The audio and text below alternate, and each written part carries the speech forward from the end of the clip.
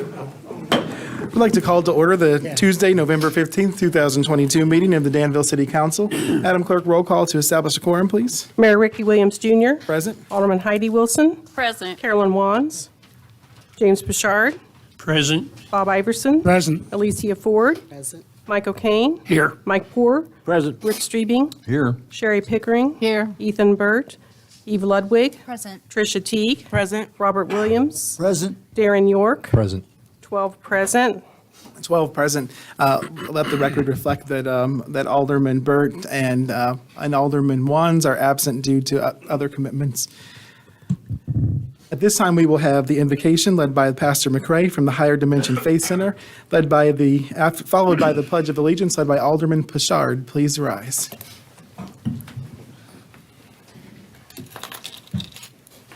As we bow our heads and approach the throne of grace, eternal God and Father, we thank you. We praise you. We praise you for life that we do not take for granted. We acknowledge you as our source and our provider. We thank you for your presence here in this gathering for this purpose, that your business for this city will be properly carried out. We thank you and we praise you for the wisdom, for every petition, every ordinance, everything that has to come before your presence at this crossroad of decision-making. We thank you that you grant each and every council member and the mayor the wisdom and the direction and the decision-making that impacts this city. We lift up this city before your presence. We commend it to you, because if you don't keep the city will not be kept. We acknowledge you as our source and our provider. We pray for every constituent. We're asking, God, that you would meet their needs through this council. We're asking that you would touch their lives in a positive way. Thank you for the things that are going to occur. Thank you for what you've already done. As we continue to look to you as the author and finisher of our faith, we thank you and we praise you that you strengthen, you empower every city council member, that you cover them along with the mayor. Everything that they do, let it be to your glory, to your honor, and your praise. In the name of Jesus we pray. Amen. Amen. I pledge allegiance To the flag of the United States of America and to the republic for which it stands, one nation, under God, indivisible, with liberty and justice for all. Thank you, Pastor McCray. We appreciate you for being with us this evening. Would you like to give us any updates on things that are going on at the church this evening? I will, and I'm very happy that you did not confuse me with Reverend Ella Worthington. You look just a little different. I was going to see if you can sing like Sister Ella, you're welcome to stay and give us a number later on. I do not want to wound anybody's ears. Okay, all right. But we have been blessed to do a collaboration with RE/MAX and with Old National Bank, a session on first-time home buyers. And we'll work with the school board to help link them with my side job, as a side job, I work for the University of Illinois. And they have a summer program. So we were able to liaison them together. And moving forward for the year 2023, we're looking to do a scholarship, a Renee McCray scholarship, and for $1,000 for minorities in her honor. And we'll be having a scholarship banquet for her or scholarship banquet toward that in April, so we can award that scholarship in May. Very good. Thank you, Pastor McCray, for all that you do for the community. Amen. Thank you.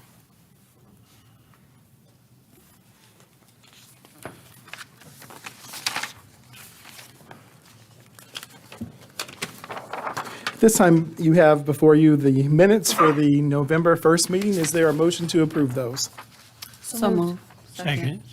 It's been moved and seconded. Is there any discussion or debate?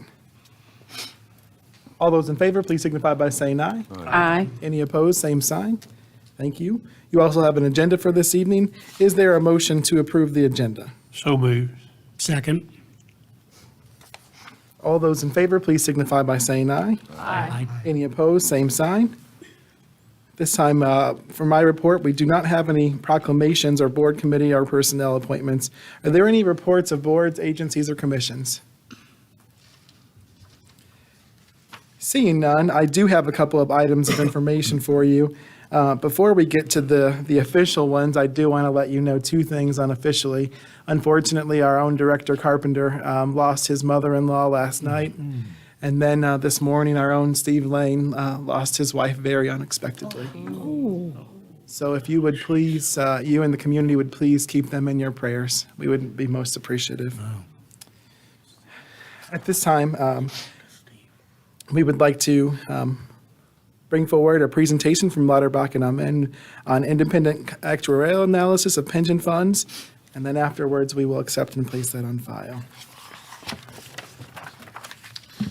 Good evening. My name is Bob Reitz. I'm with Lauterbach and Amon, actuary for the pension funds. Appreciate the opportunity to be here. I was here again last year, and always nice to come back down. Thank you for being with us, Mr. Reitz. Before you get too far, could you please lift the microphone just a little bit so we can hear you a bit better? A little bit better? Yes. Okay, great.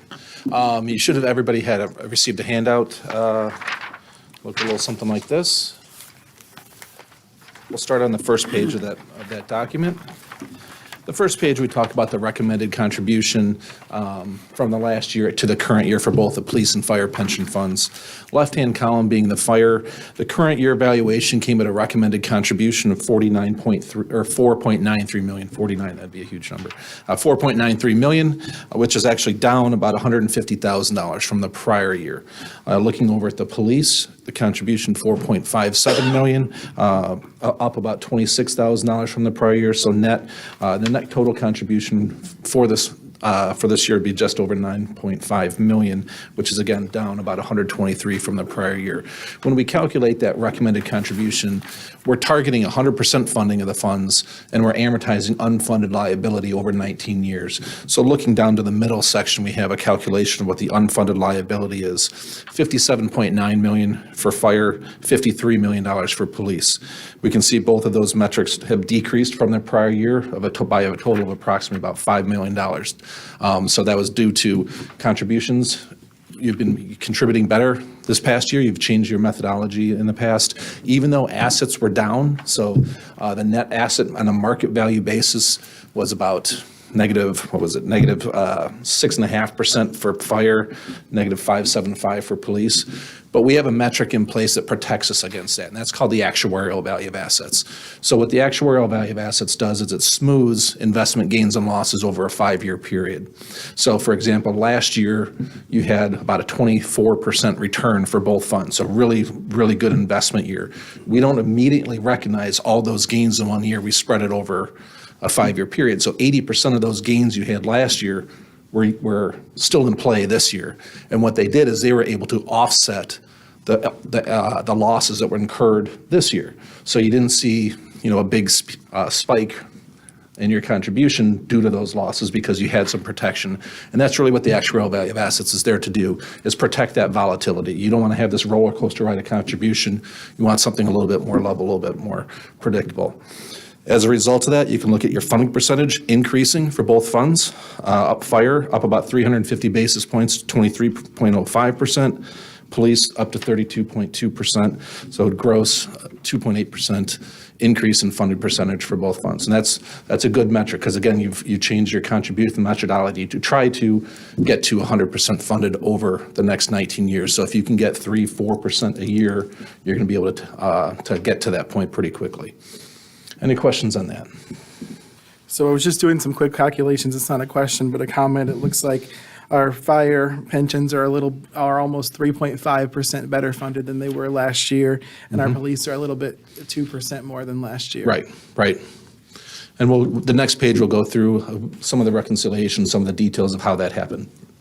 So last year when we had, you said, was it 23%, 25% increase in funds, and then obviously this year, and that protects us this year. So I'm assuming then there's some methodology that to spread those out over the 5 years. So I'm assuming then that there's some methodology to, when we protect ourselves from losses, like we're not actually spreading those loss out over 5 years, correct? Well, you are. You're just recognizing them over a 5-year period. So what the intention is hopefully you're never going to have all losses 5 years in a row, right? You're going to have some gains, you're going to have some losses. That's how markets typically work. And we're going to keep that by smoothing them. We're going to use them to offset each other and keep a more predictable range in place versus, like I said, having a big spike and then a big drop and a big spike in a volatile market scenario. Okay, so if we're continuing to be in a recession next year, then we would still be protected from that recession? You're still protected because even, for example, right now, the market's down for 22. So when we get to April 30th of 2023, hopefully we have some recovery. The election's over, maybe something else is going to happen that's going to bring it back like it usually does. But even so, even if you have a negative return remaining for this year, we still only have to reflect 20% of that return this year. We're still going to defer 80% of that amount, but that whatever we do end up incurring by the fiscal year end. Okay. So again, we're going to have to fully hit it right now. And again, we don't want the contribution to spike up like that. You can see the full asset performance on page 20 of the full reports, which are in your Dropbox, if you want to look into that further. Okay, thank you. Alderman Williams. Yes, overall, how do you experience or say that we're doing here in the city for this? The median for the state of Illinois police and fire funds is probably somewhere around 56, 58% funded. So with you being in the 20, 30% range, you're probably in the bottom quartile. But that's not, that's to say, in the last couple years, you've switched your funding methodology to go towards our recommended contribution. I think in the past, you were contributing towards statutory minimum numbers, which is only a 90% funding target. So this administration has taken the initiative to start funding better, and you're starting to see the proceeds of that with those increases in the funding percentage coming through. Okay. Any other questions on this? Going to the next page, it's just a breakdown of the contribution, really comprised of two different components. First item being the normal cost. So what the normal cost is for each year of service that an employee, an active member works, they earn an additional year of service and benefits towards their retirement. So the normal cost, this is amount the employer portion. So each policeman and each firefighter is contributing, approximately 10% of their pay towards these benefits that they're accruing. The remaining balance of the present value of those accruals is the employer responsibility. So here you can see fire $609,000, police $618,000. The big part of those contributions is the payment of that unfunded liability. So as I mentioned before, you have about $111 million of unfunded liability combined for the two funds. That's making up 90% of the total contribution you're trying to make is pay off that unfunded liability. Moving to the next page. Recommended contribution to reconciliation. So this is the details behind why the contribution went down this year. The first line item being expected changes. Every year we have assumptions in place. For example, 6.75% in return. We have mortality assumptions, retirement assumptions, all those sorts of things in place. So we would have expected the liability to increase approximately $2 million for fire, approximately $1.9 million for police. That in turn expects the contribution to go up approximately $165,000 for fire, $148,000 for police. Okay, that's the normal operation of the fund is what we would see. Below that expected changes line is all the actual experience that happened during the year. So actual demographic experience, actual financial experience. First item being salary increases greater than or less than expected. I know there was a new CBA that was just completed, so that had some impact there for the contribution increasing. And also, so $6,500 for fire. Overall, salaries were pretty close to what we've expected them to be. And police was a little bit more higher liability there. Actuarial experience is really comprised of two different components. First being your demographic changes for the year. So for example, fire had 5 new hires come in. They had 3 retirements. They had a couple members pass away with 1 surviving spouse. So those demographic changes impacts the fund. Net, that increased the liability about $750,000. Furthermore, looking at police, a little bit more activity, 7 new hires, 4 retirements, 1 disabled member. A couple terminations and 2 retirees passed away, both with surviving spouse as well. So more demographic changes, that increased your liability by about $1.1 million. What we also have in that actuarial experience bucket is a programming we changed to the actuarial software we use to calculate your liabilities. A year ago when we programmed this, There's a provision out there for COLA benefits that are payable to Tier 1 surviving spouses. A year ago, we included those COLA increases where we should not have. So we made a correction this year to exclude those increases. That brought the contribution and liabilities down to the results you see here, approximately $312,000 for fire, $170,000 for police. Next item being assumption changes, $4,100 decrease for fire. That was that CBA I mentioned, that was just established. Brought the pay scales changed just a little bit. So as we project those out, that caused a little bit of a decrease there. The asset returns, we had a bad year, right? We had negative 6.5%, but the contribution didn't get changed by very much. And again, that's that actuarial value of assets smoothing method with the gains offsetting the losses helped us there. That was able to protect us from a real big spike in contribution. And the last item being contributions greater than or less than expected. Fire was a little bit over, about $100,000 larger than the contribution that we recommended a year ago.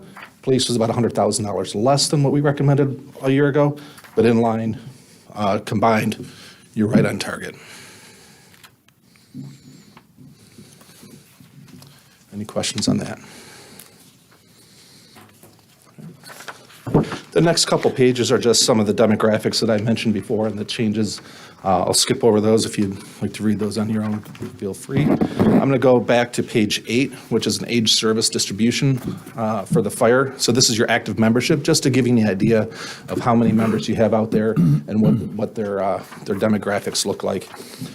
If you drew a vertical line from 10 years of service, those to the left of that line would be your Tier 2 members. So Tier 2 has slightly different benefit provisions than the older Tier 1 members would have.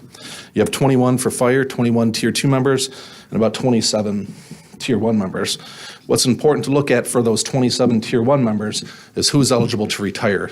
Right now, everybody at age 50 with 20 years of service or more can be eligible to immediately retire today. They can take a benefit at any point in time. So you have 10 members in that category. Then you have another 12 members that are 5 years within retirement, hitting retirement eligibility. And then another 3 members within 10 years of hitting retirement eligibility. Looking at police, again, that 10-year line, 37 Tier 2 members, 26 Tier 1 members, so a slightly younger population there. And if you look at that 5 to 20 years, you only have 5 members that are eligible for retirement today and another 3 that were within 5 years. And where that's important comes to the next page, unexpected benefit payments. This is the cash flow. This is what we're paying out each and every year in benefit payments. Right now, fire's paying out just over $4 million. Police is $4.36 million. And with those members in those retirement ages, so fire having approximately 22 members within 5 years of retirement, we're going to see those benefit payments go up about $1 million. And in 10 years, it's going to go up another $1 million. So that's some of the cash flow we need to look out for. And as we're funding these plans, those are some of those metrics we're going to start to run up against. Police, with a little bit younger population, you're not going to see as great of increases over that 10-year period, 4.3 million, up to 5 million, up to 5.7 million. And I don't say all that to scare you, because following the contribution patterns that we established takes all that into account. So putting the contributions in as they're calculated annually takes these benefit payments into account. And the last page I'm going to go through is just on page 11, the change in the fair value of assets. So this is just a reconciliation of what we saw the activity for the year. Fire began the year at $16 million. It had $5.18 million of contributions from the municipality come in, $324,000 of employee dollars came in, and a negative $1 million return. So that's that 6.5% return on the negative that I mentioned before. Also just mentioned $4 million of benefit payments with some expenses.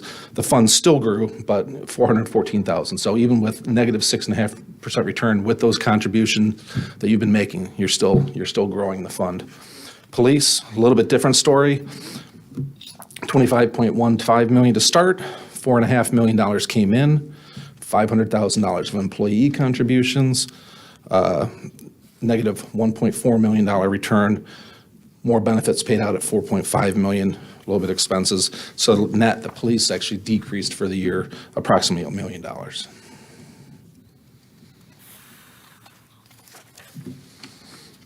And really, that's the conclusion. I'd like to open it up for any questions, comments.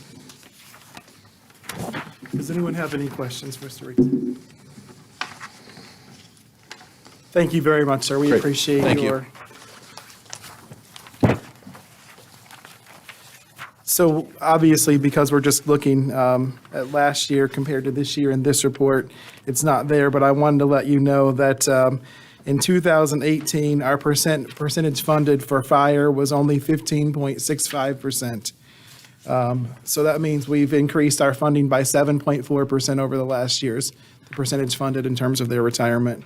In 2018, our police were only funded at 27.83%, and now we're up to 32.24%. So our police we've increased the percentage funded for their retirement by 4.41%. So overall, we've increased our percentage funded of our liabilities by 11.8%, almost 12% over the last 4 years. So thank you, council, for being willing to help make extra payments. That has certainly paid off, and it will help us not leave a huge debt for our children and grandchildren, a huge liability.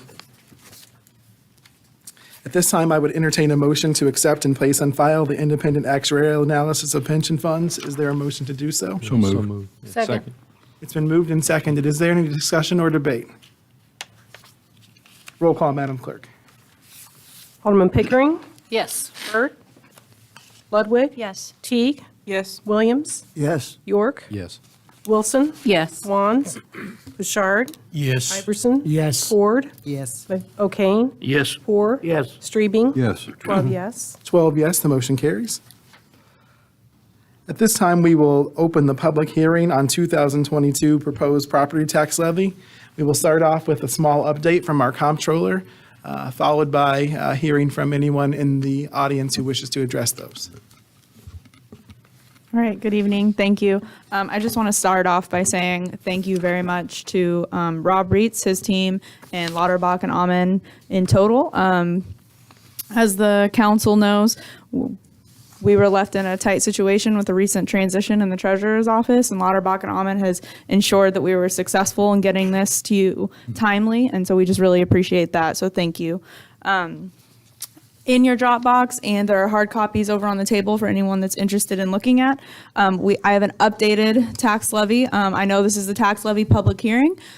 Typically, we would not bring out an update, but because we had updated numbers, I felt it was important to get it to you as soon as possible, because hopefully we will be adopting this tax levy 2 city council meetings from now, the second council meeting in December.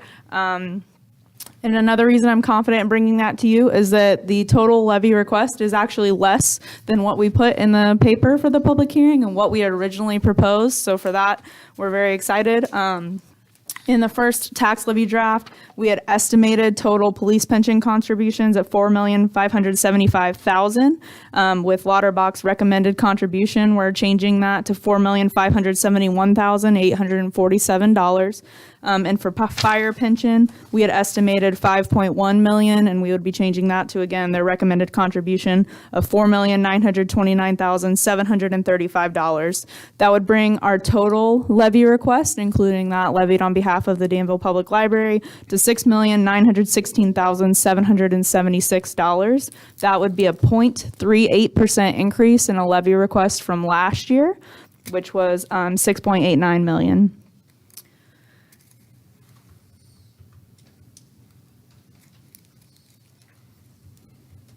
You will notice on the second levy draft as well, at the bottom on the far right, the IDOI, or Illinois Department of Insurance column, is still highlighted in yellow. That is because we have not yet received the report back from them. However, that was filed yesterday, so we should be receiving that here in a few days. Typically, that amount is almost always less than what Lauterbach recommends we contribute, because IDOI is saying we need to be funded at a 90% level by 2040, whereas the recommendation by Lauterbach and Amen is at a 100% funding level by 2040. So that's another reason we're confident in updating this levy draft. Of course, when we get those final numbers, I will issue a final draft of the levy for your review as soon as possible. But this is what I have for you now. So if there's any questions or public comment regarding the levy, we'd be happy to take those at this time. So if you can see, we're asking for a total of $26,279 more than last year. That would put our tax rate at 2.2075. So that's, currently it's at 2.2651. So we would be down a little bit more than 5 cents per dollar per assessment.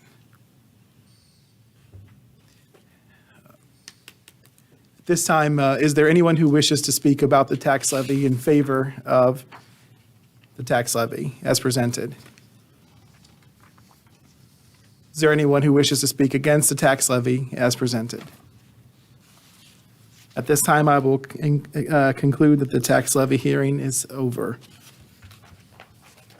Madam Clerk, at this time, we will, counsel, any questions or comments about that before we move on to our next section? Thank you. At this time, we will receive petitions, communications, and audience comments. Madam Clerk. Thank you, Mayor. Has everyone had a chance to complete a yellow card who wishes to speak this evening? Okay, when I call your name, please come to the podium. You'll have 3 minutes to speak. First, I have Frank Bernacci regarding the Devonshire new construction. Good evening. Good evening. Thank you. I'm just here to support Matt and the proposed construction in Devonshire. Lynn and I have lived in Devonshire now for 17 years, actually 17 years this month. I was a former CEO at WorkSource Enterprises. I'm retired now. I love it. I've known Matt. He's a good neighbor, and I have every confidence that he will take good care of the property and put in place shrubbery or trees or whatever to mitigate any kind of whatever, if there would be anything that would be unsightly or not good for the neighborhood. Walmart has always been there for the 17 years that Lynn and I have lived there. You can hear Walmart. You don't even have to see Walmart. You can hear them banging garbage cans, especially in the summer and stuff. So it's just kind of a thing, I have every confidence in Matt.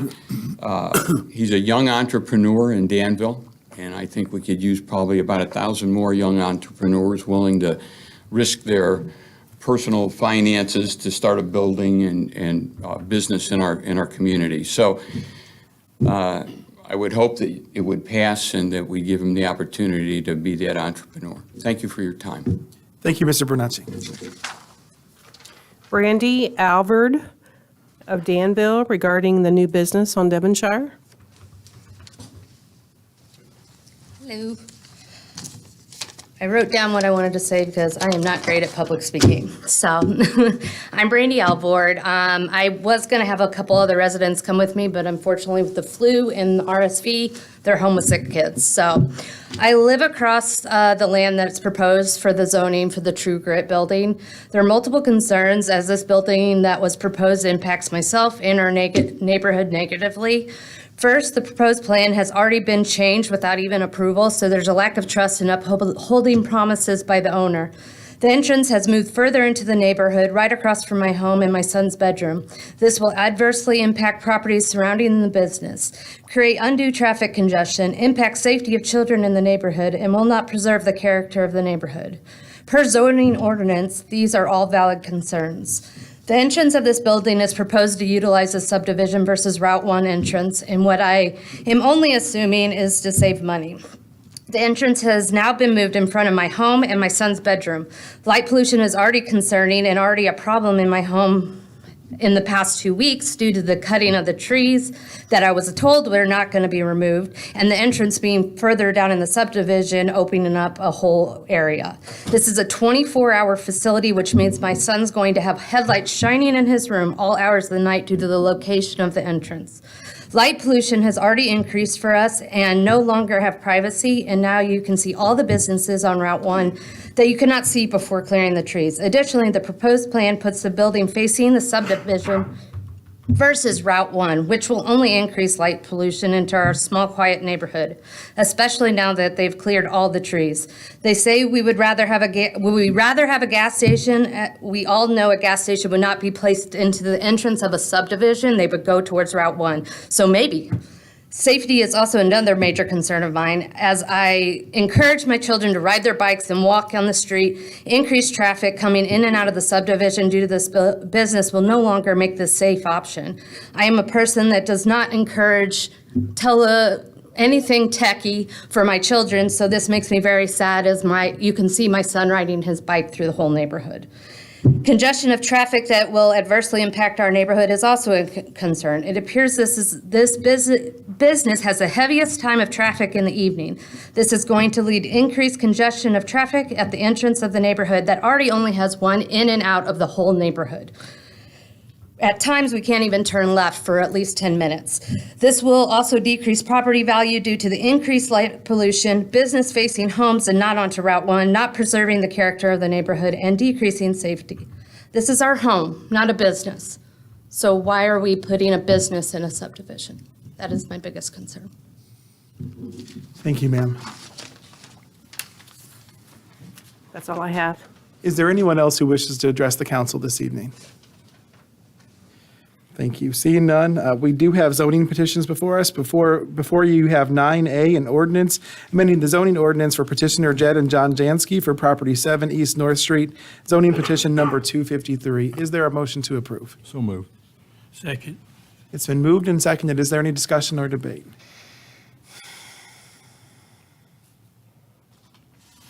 I know both Mr. Jansky are here to answer any questions or address any concerns that you might have as well. Yes, Mayor, what Yes. type of business is this? It's a tattoo parlor. Mr. Jansky, would either of you like to come forward and?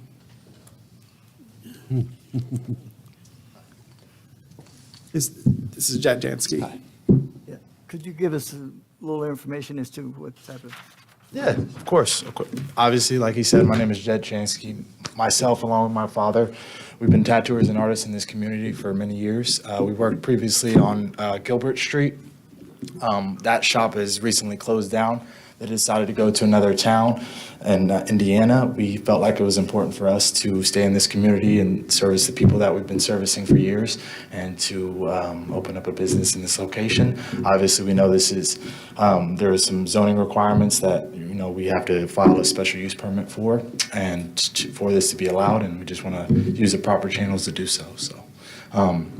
My father, he's been involved with numerous charity events, fundraisers, sporting events, music events, doing speed painting, live speed painting. These paintings will be showcased in this location as well with our tattoos. Sorry. So. I think it's. Vice Chairman Pickering. Is this on the northeast corner? So it's on the corner. It's 7 East North Street. It's where Remember River Beer Company is, right on the edge of that business and an antique store. So it's right across the street from the Plaza and Laney's Ice Cream. Okay, so the antique store would still be there? Yes. It's not taking that place? Nope. Okay. all This right. is to the east of the antique store. Okay. Alderman. Oh, gotcha. I know It's what's that. where, Thank you. I can't remember the name of it, but Senior Source, I want to say, Amy Hustlin McKinley Yes, had her business yes, there okay. previously. So it's not right on the corner. Okay. Yeah. Gotcha. Thank you. Alderman, Alderwomen, any other questions or comments? Yes, Chairman. Well, when I was reading the paperwork earlier today, I understand it's not going to be open, just everybody can walk in. It's going to be kind of a private, let's meet and greet type of place. Yes, at first, yes, it will be that way just due to our clientele. We usually stay pretty booked between the two of us. So for the most part, it will be appointment only. And we also recognize that there's a few restraints on the way parking is constructed down there. So we want to make sure that we have empathy for the businesses that do require lots of traffic. So it not only adds a service for being appointment only to our clientele, but also for the surrounding businesses as well. It's just making sure that we're thinking about them as well. Okay, thank you. You're welcome. What is the charge for an average tattoo? Depends on what you get. Industry standard is, it depends on what part of the country you're in. Industry standard is anywhere between 150 an hour to 250 an hour. So what are you having done, Alderman Williams? Talk about that. That's what I want to do. Are there, yes, Alderman Pritchard? I'm not into tattoos, but I have talked to these gentlemen before and realized what kind of person that they really are. That's my belief. I'm usually a pretty good judge of character. But anyway, as our downtown changes, I'm kind of excited about there's a variety in our landscape's just changing every day and every week. I'm excited about different things coming in Danville. And that's actually really important to us as well. We know that the downtown area is really rich in artistic culture with paintings on the walls and music events and that kind of thing. And we would like to be a part of that, and we would like to showcase our art there. So it's really important to us as well. So. Any further discussion or debate? Yes, Chairman. I've heard no comments from anybody in my ward about this. I mean, I think it's a great idea. I mean, Thank you. like I say, these guys are, wish I could paint a stick man. You guys do a great job. Thank you. Thank you. Appreciate Do a that. lot for the community, too. So gentlemen, I'm gonna be the boogeyman and just ask a question that only because I've heard it a little bit. There's some concern about a tattoo parlor being so close to where we have music events and children's activities and things like that. Can you speak to us a little bit about that? And, there's, I think, in the past, maybe some tattoo parlors haven't been. Of course. Well, coming from two parents like ourselves, I have a daughter as well. It's very important to us to be family friendly and to be a part of this community and maybe, shed some light on people that aren't familiar with the tattoo industry. Maybe they have some hindrances with the tattoo community. Maybe they think they're just some outlaw bikers or some misfits that want to come and cause trouble, and we don't have any of those goals. We want it to be, a fun thing that every adult can enjoy, and then maybe hopefully, kids that do have, artistic aspirations maybe would see this as a legitimate business that maybe one day they could go into, like myself. So. Great. And also, if I can add to that, some of the concerns might be, well, are children just going to walk into the building? And no. So it's appointment only, so the front door will be locked, so children can't just wander in. Now, during times of during Temple Plaza Summer Sounds, we intend on closing the facility down to tattoo and have it like an open fest where people can come in and see the artwork. So that's where more of my art comes in. I'm a speed painter. I've traveled the United States doing benefits for different charities, and I've had the luxury of working with celebrities, and people like to see those paintings and the stories. So there'll be a walk-in area. As soon as you walk in, there'll be couches and paintings and an area you can walk in and just look around. The area for tattooing, if anyone's concerned about the children, is going to be closed off. So no one's going to have access to that part, even if they're in the building, without opening another door. And we worked with Iron Tide Tattoo Gallery, and we had piercing, and people brought their children in there all the time. So the things that people might be worried about, it's so far out of the way.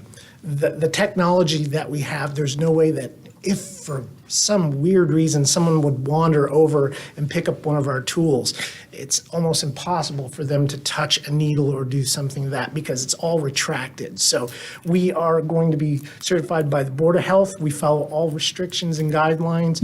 We are trained, and we plan on having a very healthy atmosphere, both physically, biohazardly, but also, again, we want to add to the culture of the art world. It's an art form, and it's something that slowly went, as Jet had tagged on. My father was a biker in Chicago. He had tattoos. I liken that. My father had a tattoo. He had a picture on himself. The body's a temple. He had a few stained glass windows. So I really like that. But as time went on, I see ministers, I see police officers, I see all walks of life come in through those doors and ask for a nice piece of artwork. Usually it's a memorandum of someone who passed away, but there's all different types of tastes of artwork. So what we wanted to add to this community is artwork on the body. And I think our work in the last 5 years speaks for itself, and we hope to get to know you and invite you all to come down to the shop if you approve. Who's better? Who's better? Yeah. He's better. He's better eyes and a steady hand. Absolutely. And I just want to say for the record, I absolutely support you, but I mean, people did have some concerns. So I okay. wanted to just ask, that way it would give you a chance to address those why concerns we're here. that people might have as well. So Thank you. and I didn't have a chance to address that myself with them, you know, my thoughts, but I think you getting to is good. So Thank you. Appreciate that. any further discussion or debate? Yes, Alderman Patel. I just asked if they had a card. We didn't make any cards yet because we have to get the business approved. Got to get approved first. I need some new ink. There you go. Roll call, Madam Clerk. Alderman Byrd, Ludwig, Yes. Teague, Yes. Williams, Yes. York, Yes. Wilson, Yes. Wands, Bouchard, Yes. Iverson, Yes. Ford, Yes. Payne, Yes. Poor, Yes. Streebing, Yes. Pickering, Yes. 12 yes. 12 yes, the motion carries. Congratulations, gentlemen, and thank you for bringing something cool to our downtown. Thank you. I'm glad to get a tour. You have before you 9B, an ordinance amending the zoning ordinance, section 150.115, table 7-2, standards for wall signs, zoning petition number 289. Is there a motion to put that on the table? So moved. Second. It's been moved and seconded. Is there any discussion or debate? Alderwoman Teague. So one of the questions that I had in looking at this, and I'm just curious about, and I don't know if this is actually an issue or not, when a person runs a business out of their home and they do it the right way and they come for zoning, what does that get rezoned as? So it does not get rezoned. It gets a special use permit if it's Okay. a major home occupation. And does that, do you want an answer on the wall sign for a home occupation? No, what I was curious, when that happens, like, does it fall into one of these categories? Now I see that it does not. No. Okay. That was my only question. Thank you, Alderwoman. Any other questions? Vice Chairman? What brought this about? We've had several businesses that have wanted larger signs. We have lots of signs that are already do not meet the conformity. And so we just want to be consistent in our zoning across the city. So the ones that don't meet the criteria, they'll stay the same, though? Yes, they were established prior to my time as mayor, so I don't know how that happened, but I just want to be sure that we do things the correct way. Okay, and who's the oversight on the signs from this point on? It will continue to be Mr. Cronk as the zoning administrator, and then You don't have to bring them before the building codes and the inspections and stuff to approve that part of it, if it's part of a new building or something? That is our division. Sorry to cut in. That is the building division. It'll go in front of the building inspector and then myself for final approval. Okay. So when a business wants to put up a new sign, they're to come to the building division first? Yeah, we do actually have a permanent signage permit. Interesting. Logan, you said all the surrounding area gets a notification too, right? I mean, within a certain, For a sign? yeah, For a variance, that's for variance, yeah. larger than the ordinance, correct? Yes. The reason why I said interesting, because I put up a sign. Didn't know that I needed, now, I bought the sign of the previous person, so I'm assuming if they had gotten the sign approved, and I just reused their sign and had it redone, that mine would automatically be approved. But I didn't even know that I needed to ask for approval. So I guess one of the concerns that I have, and probably the reason why we're in this situation in the first place, is because people don't know that they need to ask for approval. And I imagine that's also how we got so many signs that don't actually fall within the guidelines that we have. No, actually, these are part of developments that were designed that would have been approved by the building department. So we were unsure as to how plans got approved that allowed things that did not meet our code. And with your sign, though, it's not a construction of a new sign, though, right? It's an already existing sign. So it wouldn't have to come before, Well, and it wouldn't have to come before the building commission unless you were making changes to make it larger, to make it, protrude more into the public right of way, that kind of thing. So I just got a second space. They removed the sign that was there. If I wanted to get a sign to put there, it's an existing building, yes, but no, in the second space, it would not be an existing sign. In my first space, yes, it was an existing sign. I bought the sign off the previous tenant and then had it redone. But the new space, the building is existing, there is no sign there currently. Okay, I see. Yeah. And so I think one of the concerns that I have as an alderman, if I'm putting my alderman hat on, is that if I did it, and I'm an alderman and didn't know that I was doing wrong, that anybody moving into any commercial space could put up a sign without notifying the city and not know that they were supposed to notify the city.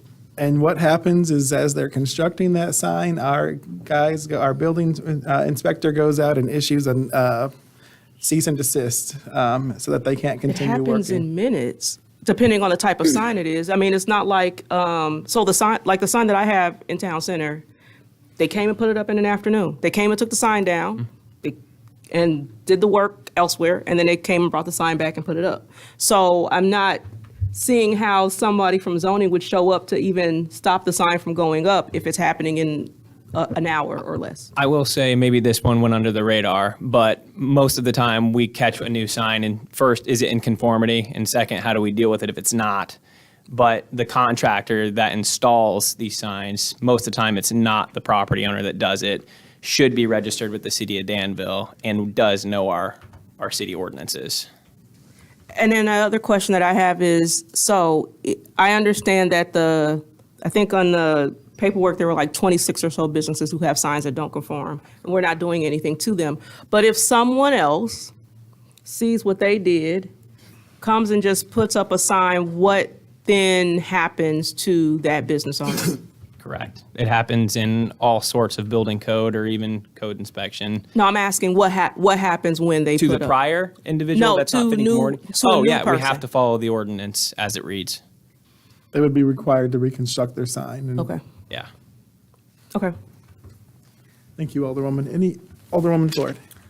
This 10% of wall area, is that the whole wall that exists or Yeah, just, the facing wall. just the facing wall? Yeah. Not, okay. Yes, ma'am. Any further discussion or debate? Chairman? And this doesn't dictate like separate signs on multiple businesses advertised on one sign on entryways, and this is just for signs that go into business. Yeah, On the wall. only on the wall. Only on the wall. Only on the wall, correct. And they have to abide by the setback word, they won't have to worry about setback on the correct. building, but Yeah. there's plenty of business around town that they block your view of sight. Right. Well, talking about the view of, in the way of the site, I requested the sign on Gilbert Street. Oh, yeah. About 2 months ago. Where are we on that? Well, we immediately got in touch with the property owner, went and met with them. We're under the impression they wanted to change the sign a little bit too, so we worked with their preferred vendor. Turns out after waiting a while for a quote, they do not want to change the sign. So we're in the process of getting additional quotes to get that relocated right now. So we haven't dropped the ball. It just hasn't moved as fast as. I'm just afraid somebody's going to kill there, so. Yeah. You remember when they did Gilbert Street in front of Iroquois Federal? Yeah. They had to take that big sign down and move it like 5 feet to be in compliance. Thank you. Roll call vote, Madam Clerk. Alderman Ludwig, Yes. Teague, Yes. Williams, Yes. York, Yes. Wilson, Yes. Wands, Bouchard, Yes. Iverson. Yes. Ford, Yes. O'Kane, Yes. Poor, Yes. Strebing. Yes. Pickering. Yes. 12 yes. 12 yes, the motion carries. 9C is an ordinance amending the zoning ordinance and accompanying map thereto for petitioner True Grit Fitness, property owner of 4102 North Vermillion Street. Zoning petition number 290. Is there a motion to put that on the table? So moved. Second. Second. It's been moved and seconded. I do know that Mr. Steins, the petitioner, is actually here and willing to answer any questions or comments as well. Is there any discussion or debate? Alderwoman Pickering. I have a question. The lady that came up and talked about the entrance, is there any way it can be put on Route 1?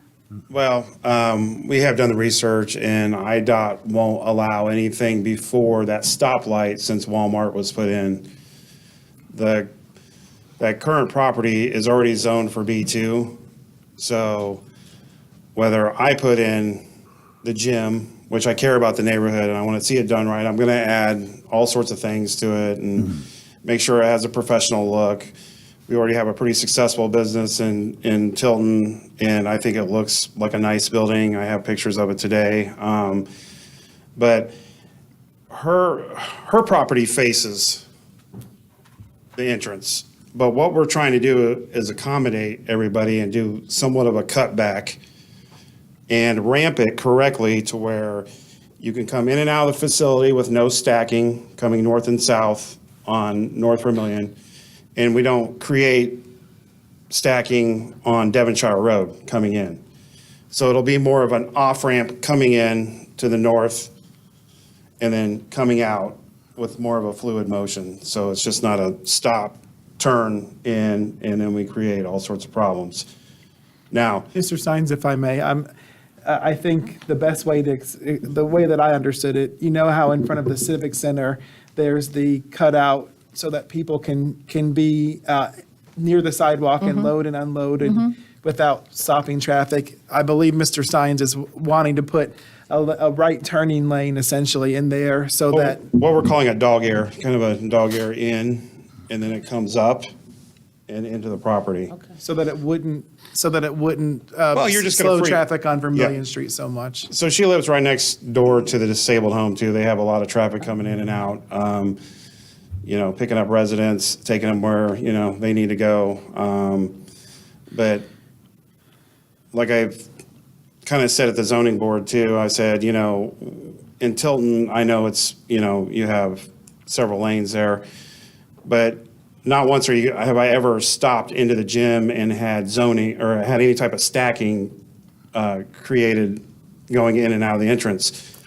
It's not like a restaurant where everyone comes at one time. It's more, one and two people come in and out. It's not going to be, a constant flow of traffic like, restaurants where they come in at noon, and eat. There's always, yes, it is busier in the afternoon, as is all of North Vermillion. But like I said, it is zoned for business, and I think it's my first pick because I live in that neighborhood. I don't want to see a gas station put in there. I'd rather put up my own money, take care of the property, do it the right way. That way, if any of the neighbors have any concerns, they can call me. I've offered to meet with her, and I understand her position completely. I want to make it to where it works for everybody in the neighborhood. Thank you. Alderwoman Ludwig. As zoned now, if a gas station was put in there, the entrance would be off of Vermillion Street. It wouldn't be from. Well, it depends on how much money they have. I mean, if they're going to come in and have the state, re-engineer it and do things that have that type of power, maybe that's possible. I'm not an expertise on that. But for me to get this, project done, yeah, we'd have to create a lane inside the entrance there at Devonshire Road. Yeah, I think IDOT's very picky on all the easements that come off of Route 1. They have been here in the last 4 or 5 years. Engineer, I couldn't comment to whether or not they would or wouldn't allow it there. I mean, like you said, most things are possible, but to what length you have to go, I don't know the answer to that, so. Alderwoman Ludwig. Sam, can you also speak to the traffic patterns, the increased traffic flow? Yeah, sure. So I just, I told Alderman Ludwig, this section of roadway that they're proposing to connect to, it's not even city jurisdiction technically. That's Danville Town, or not Danville, Newell Township jurisdiction. And then IDOT obviously is state route. I did do some preliminary checking just because we want to have comfort. We have regulatory authority over certain elements of the site building, things like that. Just estimated traffic volumes during the peak hour come out to around 47 cars per hour. So you're talking like one every minute and a quarter or something like that. Unlikely that you're going to see congestion specifically from that. And I think the peak hourly volume from the subdivision is something similar to that as well. So, I mean, is it increased traffic? Yes. Is it what I would consider a lot? Not necessarily. So, Can you also speak to the fact that a turn lane would not be feasible in that area? as far as, oh yeah, just as, I mean, Vermilion on Street. Vermilion Street, yeah. So with this kind of discussion, now we actually met with an individual from the subdivision, including the proposed, developer as well.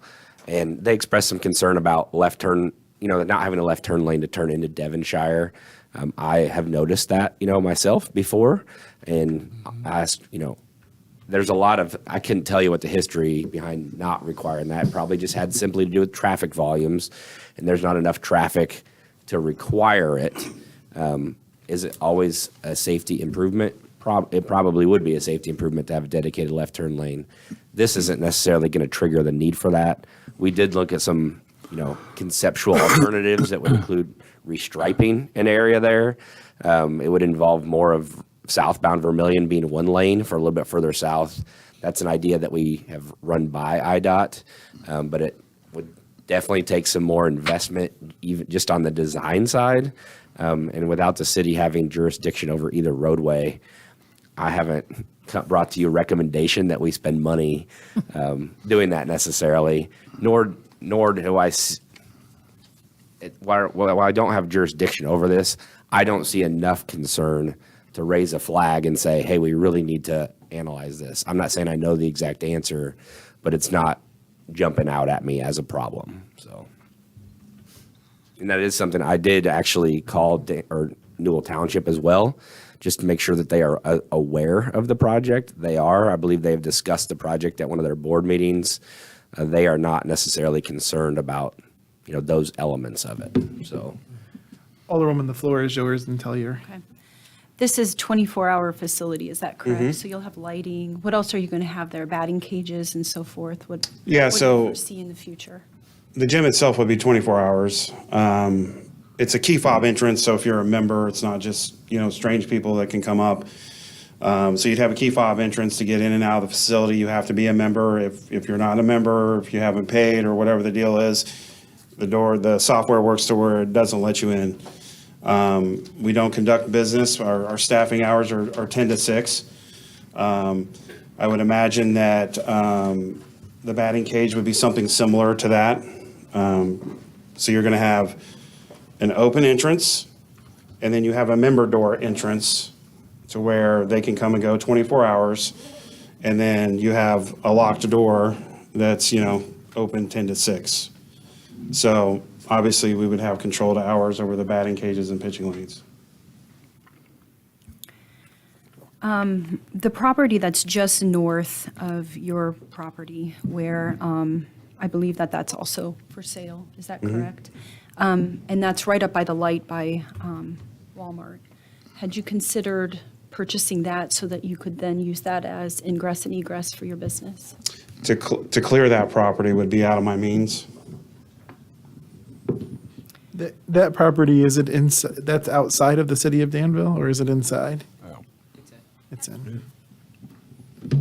I do have concerns for safety. I will not, dismiss the safety concerns that I have, particularly where people are going to be driving northbound on Vermilion Street and stopping and turning left into Devonshire. I think that increased traffic flow is concerning.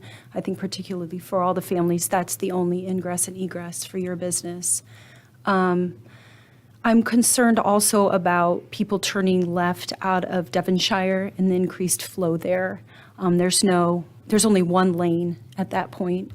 There is that island, and I don't know if you've considered what it might take to remove that island so that there could be a left turn lane there. Have you discussed that at all? Yes, we have.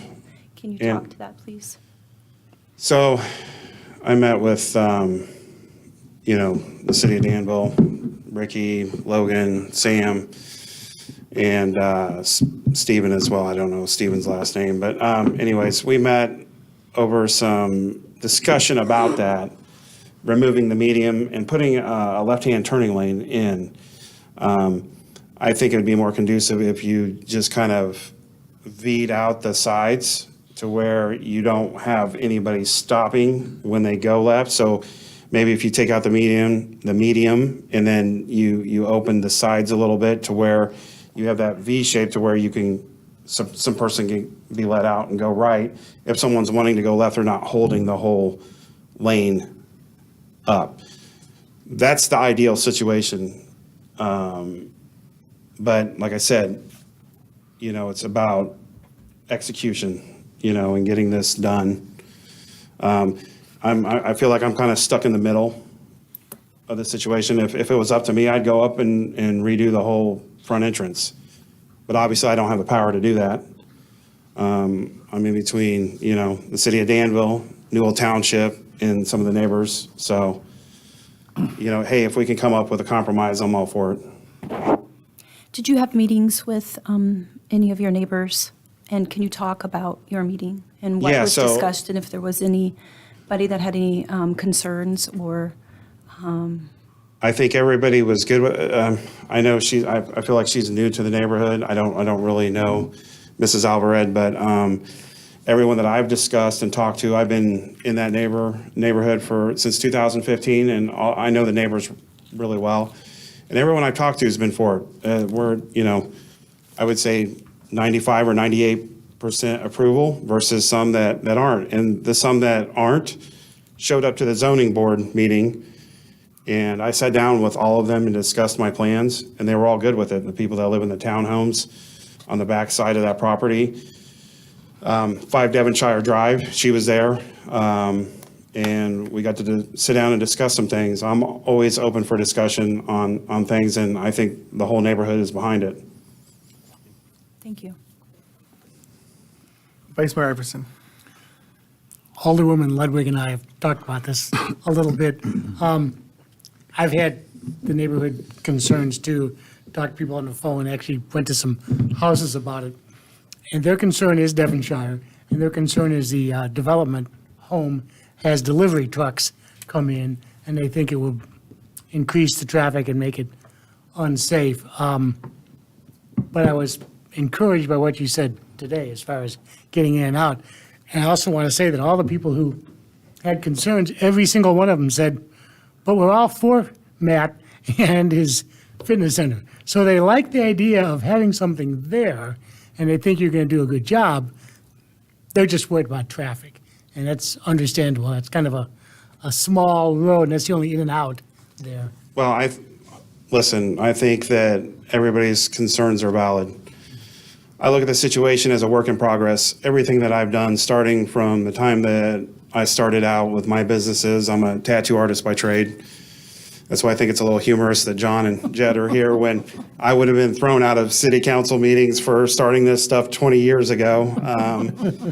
I've paid my dues. I'm semi-retired now, but my life is fitness and growing old with my kids, and travel baseball is a passion of mine. And it's something that, I want to see the community have. They don't have indoor facilities like that. And I think that's something that we can grow upon. But as far as the property goes, I live in that property. I've invested a lot of money into my home, and I want to invest into that front end. I don't want to see anything else put in there. And if anyone knows who Paul Offit is, who owns that property, I don't think he cares either way about, what really goes into that property. And he'll probably put an entrance wherever he feels like it. And I do want to say one thing. I don't personally own the property right now until I get it zoned and we sit down and have that legal agreement. So as far as him clearing stuff out, that has nothing to do with me. I think he's going to sell that property whether he wants to or not, and whether I come in there or not, it doesn't really make a difference. Mr. Steins, has the entrance changed since our meeting? The entrance to the in and out of the facility, the location of it, I should say. So the state engineer came in and they had a discussion with it, and we wanted to put it up closer, but they said it has to be at least 100 foot back because you have issues with stacking. They're concerned about the stacking. They want it back further. And that's where that conversation got started, so. Okay. Yeah, IDOT and the state engineers and the state have control over my life at this point, so, I'm at the mercy of everybody's situation here. We feel your pain. Although IDOT has been, for us, good to work with, thankfully.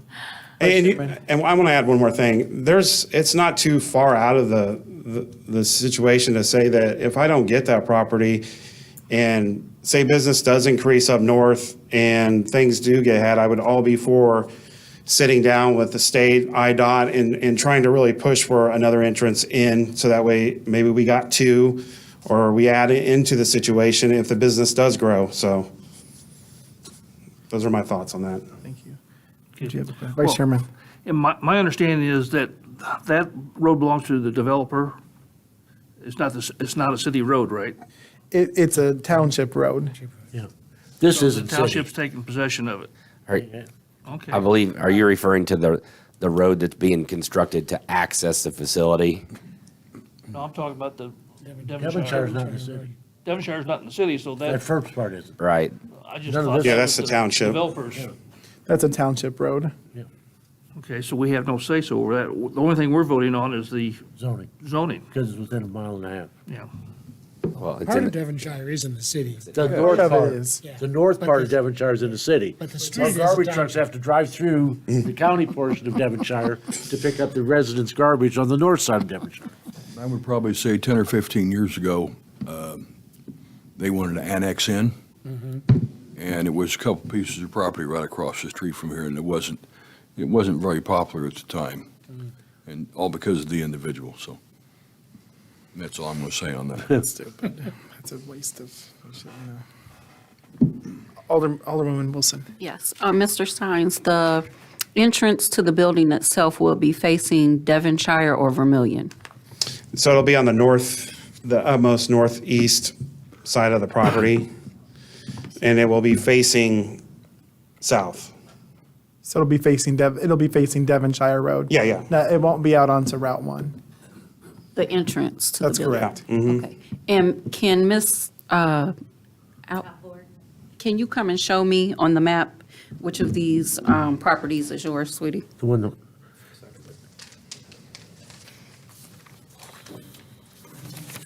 you have to go through Bristol Drive to This get one right to here? your entrance? Or you have to No. go through that? No, this is the It entrance. doesn't show it doesn't show it cut out on any of the drawings. Yeah, no. You're going in Devonshire Road, you're 100 foot in and you take a right into the property. Okay.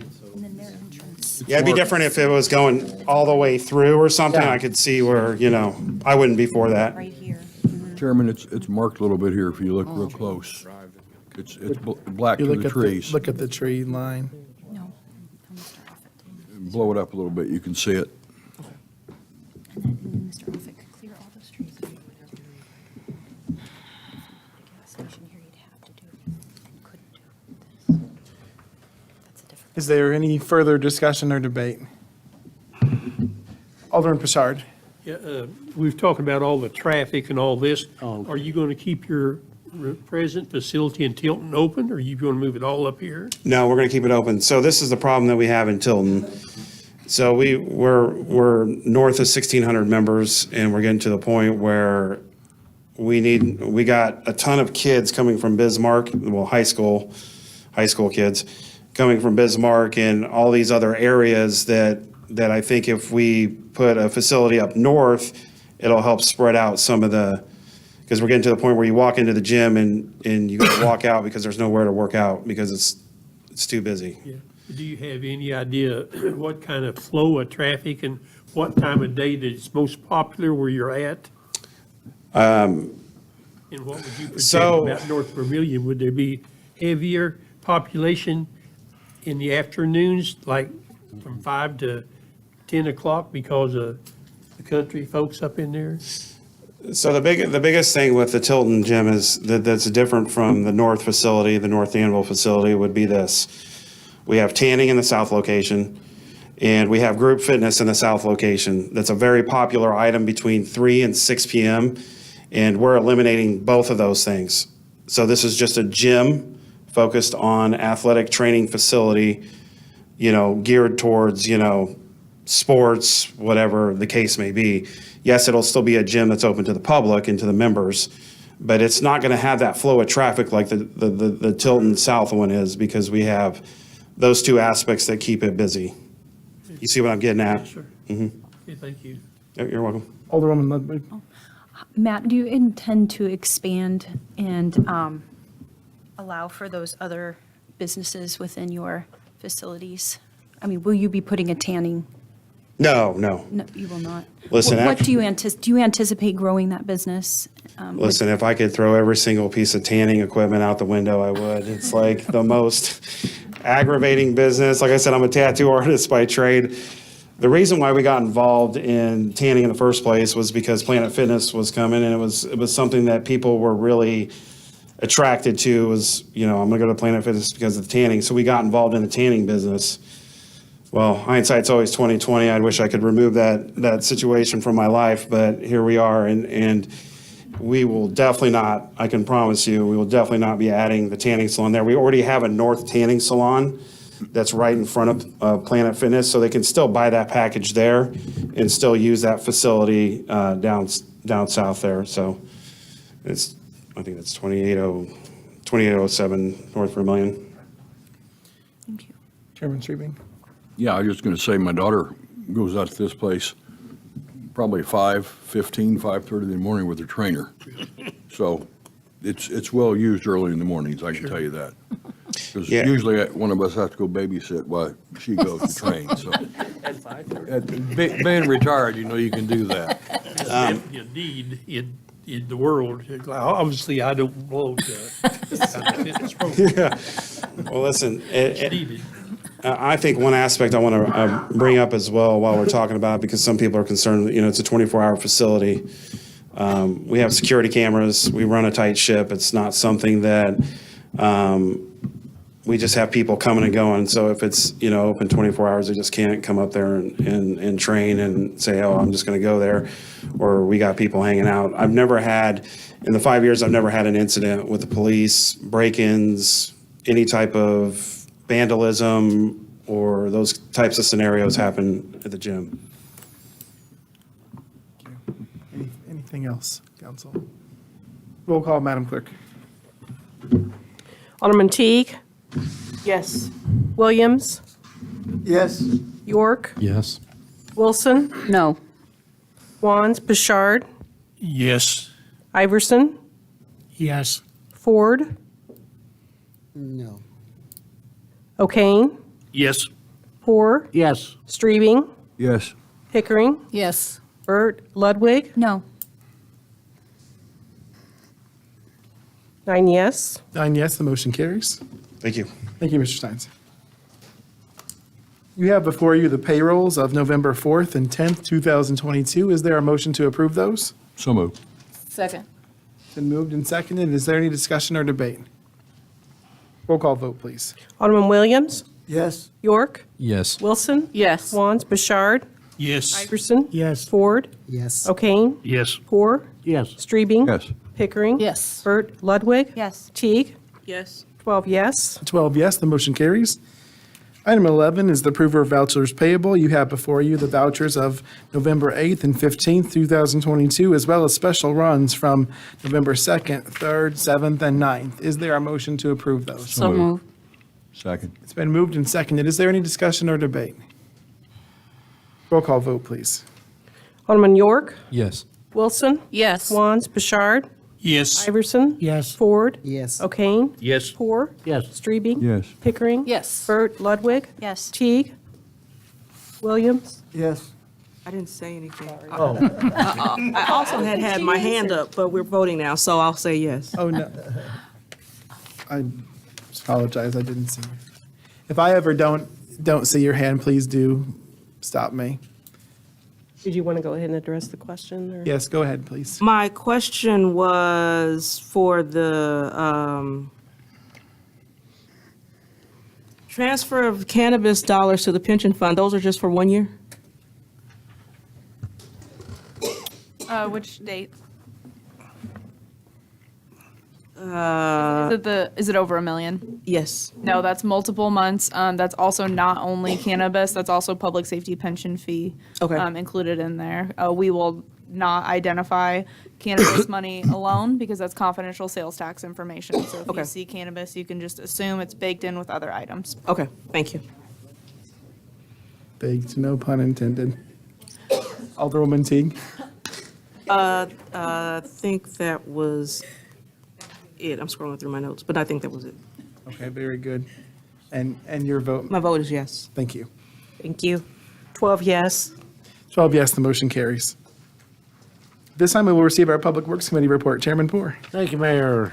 12A is a resolution authorizing a budget amendment to the fiscal year 22-23 finance 011 budget, hotel motel tax contingency payment. Move to dispense reading, ask for approval. Second. It's been moved and seconded. Is there any discussion or debate? Roll call vote, please. Alderman Wilson. Yes. Wands, Pashard, Yes. Iverson. Yes. Ford, Yes. O'Kane. Yes. Poor, Yes. Streebing. Yes. Pickering. Yes. Burt, Ludwig. Yes. Teague, Yes. Williams. Yes. York. Yes. 12 yes. 12 yes, the motion carries. 12B is a resolution authorizing a budget amendment to the fiscal year 22-23 finance 011 budget, sales tax contingency payment. Move to dispense reading, ask for your approval. Second. It's been moved and seconded. Is there any discussion or debate? Roll call vote, please. Alderman Wands, Pashard, Yes. Iverson. Yes. Ford, Yes. O'Kane. Yes. Poor, Yes. Streebing. Yes. Pickering. Yes. Burt, Ludwig. Yes. Teague, Yes. Williams. Yes. York, Yes. Wilson. Yes. 12 yes. 12 yes, the motion carries. 12C is a resolution authorizing an agreement for liability and workers' compensation insurance through the Illinois Counties Risk Management Trust, ICRMT, through Lohman Ray's Insurance Group LLC Insurance. Move to dispense reading, ask for your approval. Second. It's been moved and seconded. Is there any discussion or debate? Roll call vote, please. Alderman Pashard, Yes. Iverson. Yes. Ford, No, I said, I went yes. oh, I didn't hear Alderman Ford. Yes. Okay, thank you. O'Kane. Yes. Poor, Yes. Streebing. Yes. Pickering. Yes. Burt, Ludwig. Yes. Teague, Yes. Williams. Yes. York. Yes. Wilson. Yes. 12 yes. 12 yes, the motion carries. 12D is a resolution authorizing a lease agreement between the City of Danville, landlord, and Advanced Medical Transport East Incorporated, the tenant. Move to dispense reading, ask for your approval. Second. It's been moved and seconded. Is there any discussion or debate? Roll call vote, Madam Clerk. Vice Mayor Iverson. Yes. Alderman Ford. Yes. O'Kane. Yes. Poor, Yes. Streebing. Yes. Pickering. Yes. Burt, Ludwig. Yes. Teague, Yes. Williams. Yes. York. Yes. Wilson. Yes. Wands, Bouchard. Yes. 12 yes. 12 yes, the motion carries. 12E is a resolution amending the contract for bid number 698, the Beard Street reconstruction. Move to dispense reading, ask for your approval. Second. It's been moved and seconded. Is there any discussion or debate? Roll call vote, please. Alderman Ford. Yes. O'Kane. Yes. Poor, Yes. Streebing. Yes. Pickering. Yes. Burt, Ludwig. Yes. Teague, Yes. Williams. Yes. York. Yes. Wilson. Yes. Wands, Bouchard. Yes. Iverson. Yes. 12 yes. 12 yes, the motion carries. 12F is a resolution awarding the contract for Special Services Area 2022 Maintenance Program, bid number 708. Move to dispense reading, ask for your approval. Second. It's been moved and seconded. Is there any discussion or debate? Roll call vote, please. Alderman O'Kane. Yes. Poor, Yes. Streebing. Yes. Pickering. Yes. Burt, Ludwig. Yes. Teague, Yes. Williams. Yes. York. Yes. Wilson. Yes. Wands, Bouchard. Yes. Iverson. Yes. Ford. Yes. 12 yes. 12 yes, the motion carries. 12G is a resolution approving a project services agreement for design assistance for the relocation of Dine's Machine Shop to 2003 East Voorhees Street and amending the fiscal year 22-23 East Voorhees TIF Fund 121 budget. Move to dispense reading, ask for your approval. Second. It's been moved and seconded. Is there any discussion or debate? Roll call vote, please. Chairman Poor, Yes. Alderman Streebing. Yes. Pickering. Yes. Burt, Ludwig. Yes. Teague, Yes. Williams. Yes. York. Yes. Wilson. Yes. Wands, Bouchard. Yes. Iverson. Yes. Ford. Yes. O'Kane. Yes. 12 yes. 12 yes, the motion carries. 12H is a resolution authorizing an application to Julius W. Hagler II Foundation to replace fencing at the Fetch Dog Park. Move to dispense reading, ask for your approval. Second. Been moved and seconded. Any discussion or debate? Yeah, where is the dog park at? It's, Kimball. it's off of Kimball Street in the Holiday Hills area. It's tough to see. There's a road next to a business that goes into Espenshide Park. And Fetch Dog Park is a smaller part of Espenshide Park that's in the Holiday Hills area. West of the tracks. If you turn at the Monument Yes. Company on Voorhees, Right. that's, keep going about, almost a half mile back, maybe a little more. That's where it is. As soon as you cross the tracks there, Alderman, on Voorhees going west, you'll see a small sign. It's not very large, a brown sign, but then you turn right there. That's right. The dog park's back. It's really a nice facility. That's right. I've been here for a number of years. I never heard of dog park. I'm That's sorry. where, Reeves was at in that movie too, right? As they say, it's kind of back in the cut a little bit. Definitely. Yeah, that's right. Any further discussion or debate?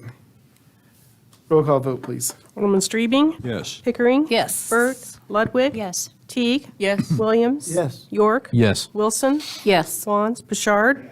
Yes. Iverson? Yes. Ford? Yes. O'Kane? Yes. Hoare? Yes. 12 yes. 12 yes, the motion carries.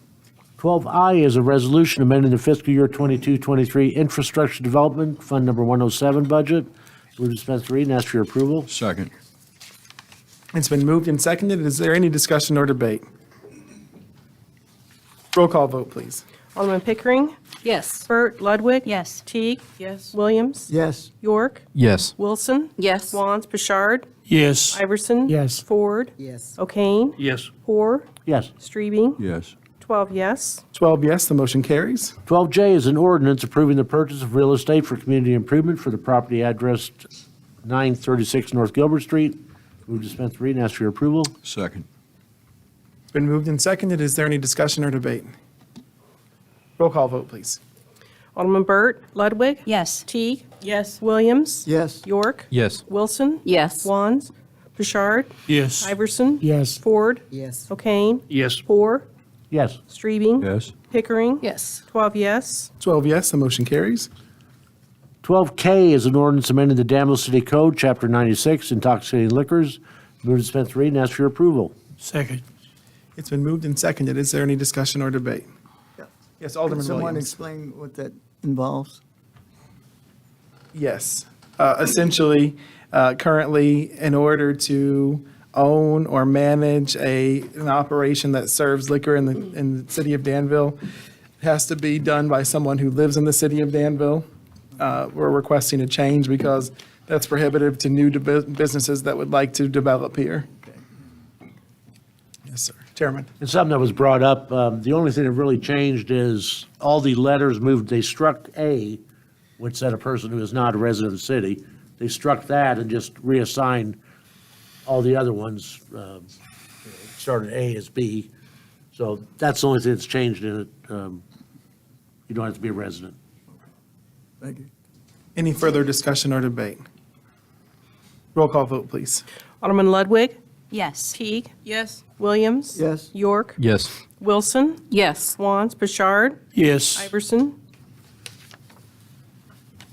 Ford? Yes. O'Kane? Yes. Hoare?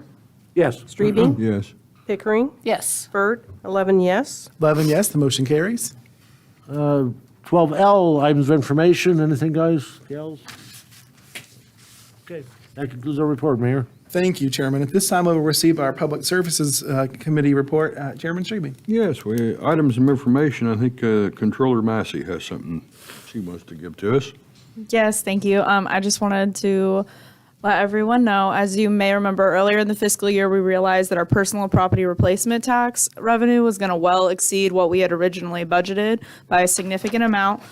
When we found that out, we did some analysis on what was the best way to use those funds that we weren't planning on. We decided to defease the Public Building Commission's or the city's portion of the Public Building Commission's bond. That was done today. That resulted in present value savings for the city of over $413,000. So I think that's a a win for us, a win for the citizens. Next year alone, that's $46,000 that we don't have to plan on paying, and 2 years from now, it's over $120,000. So those are items that we can budget for other things. So I want to thank the Public Building Commission and Vermilion County. That involved work on their part. They all had to take resolutions to their governing boards and get those approved, just to help us out with the goal we had. So thank you very much for working with us. So that's it. Thank you. Thank you very much. I think we got a meeting here next Tuesday. Yes, sir, 6 we do. p.m. We do. Here in the council chambers, 11/22/22. That's it. Thank you, Chairman. Appreciate that. Items of information, I just want to say one thing. I really appreciate all of those who are making investments in Danville. It's great to see that we have everything from mom and pop shops to Fortune 5 companies coming here. And I just want to say I hope that I've had a lot of compliments on my team and how good they are to work with. I appreciate that they're thorough to protect the interests of the citizens. And so I just want to thank all of those who are developing, who will develop. And I also want to say thank you to my team for doing a good job and representing the city the way that we should. Are there any items of information for the good of the cause? Yes, Alderwoman Teague.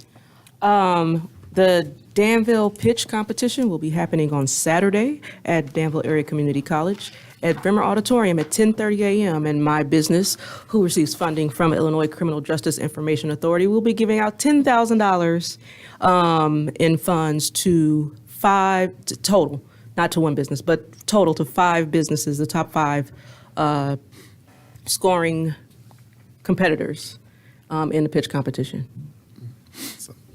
That's awesome. Any other items of information? Oh, and it's free admission. Very good. Thank you, Alderwoman Teague. All right, I apologize, but we do have a need for a brief closed session. I will entertain a motion to go into closed session under Section 2C1 of the Open Meetings Act to discuss specific employees, under Section 2C2 of the Open Meetings Act to discuss salary schedules and collective bargaining matters. Is there a motion to do so? So moved. Second. It's been moved and seconded. Is there any discussion or debate? Roll call, Madam Clerk. Alderman Teague? Yes. Williams? Yes. York? Yes. Wilson? Yes. Wands? Bouchard? Yes. Iverson? Yes. Ford? Yes. O'Kane? Yes. Poor? Yes. Streaming? Yes. Pickering? Yes. Burt? Ludwig? Yes. 12 yes. 12 yes, the motion carries. We are adjourned to closed session. We will take action afterwards.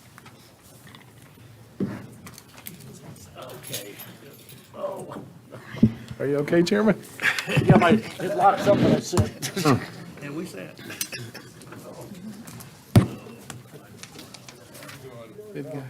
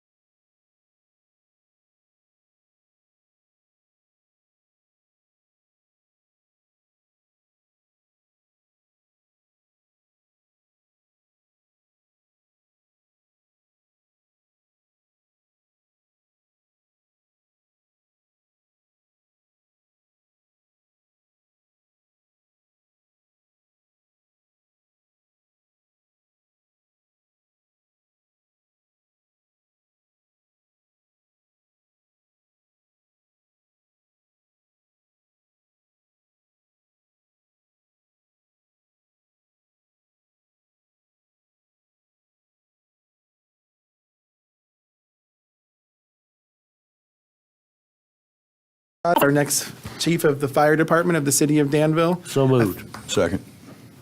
effective effective November 30th. Got it done, there you go. I'm sorry, Mayor, can you say that again, please? Effective November 30th. Okay. I was so excited. You all got to know, but the community doesn't know yet. I've had an opportunity to observe Captain Marcotte over the last couple of years, and he's a man of integrity. He's a hard worker. He comes up with a lot of great ideas for the fire service. And one of the things in informal questioning that I asked of all those who were eligible, I said, if it's not you, the chief, who would you choose? And every one of them chose Captain Marcotte. In our interview, we were pleased with his answers, and more than anything else, he's shown a commitment to innovation over his time at the fire service, to work, put in the effort, to do the research, and I'm really excited to see what you can do as leadership. Just for the public, it will be a little bit different than normal because we continue to have a fire chief. We will not officially do his swearing in until the next city council meeting. However, he will become the chief upon Chief McMaster's departure if this passes. Are there any? Yes. Mayor, is he here tonight? Yes, he is, and I. To us a little bit? Yes, sir. Captain Marcotte, could you please come forward and have a few words?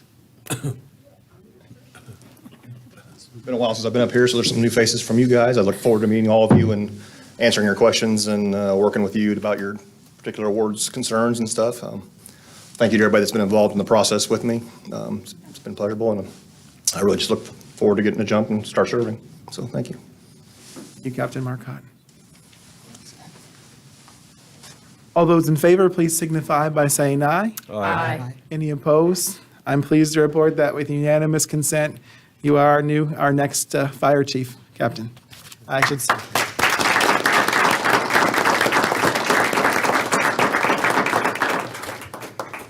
Having satisfied the agenda, I will entertain a motion to adjourn. So moved. Second. It's been moved and seconded. All those in favor, please signify by saying aye. Aye. We are adjourned.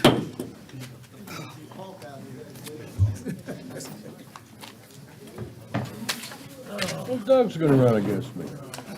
I just saw that in the paper. I was going to tell you this. Who is?